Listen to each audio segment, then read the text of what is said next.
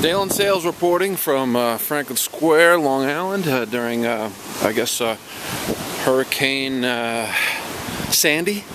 And just checking out something over here. This looks pretty bad. Looks like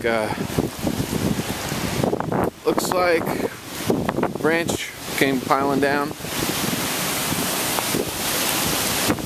from the wind. Wind is starting to pick up.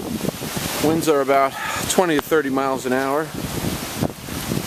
and there it is. Looks like winds are picking up over here at Franklin Square, and the damage is not so bad yet. There goes the trees over here up overhead. That was the one tree that the branch came down, but